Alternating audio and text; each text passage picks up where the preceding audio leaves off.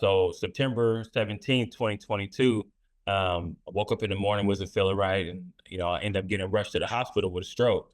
So they did a CT scan and MRI on me and found in my right frontal lobe, I had a blood clot in there, which caused me to be paralyzed on my whole left side.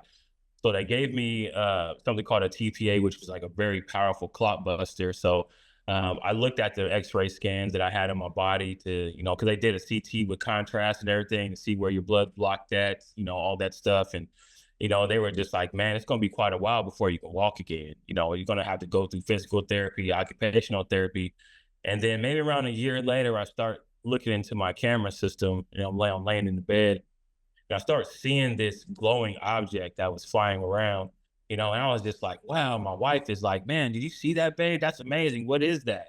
So after a while, 6 months goes by and we're continuously seeing this thing in our backyard, and it's going into 2023 now, and we're just wondering, like, hold on a second, like, is this thing going to stop? So we start calling around to, get a little bit of insight for our family to see what we were dealing with, whether it's a bad spirit or, a good spirit or entity like an ET or anything like that.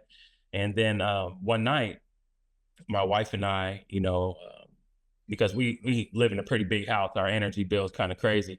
So we make sure we turn our lights off, and we turned all the lights off, turned the TV off, kissed each other goodnight, showered, everything, got dressed. And I woke up at 3:33 in the morning and my wife is looking at me and I'm looking at her sitting in the bed, just confused and dazed as if we've taken a crazy amount of medication or we were drunk or something like that.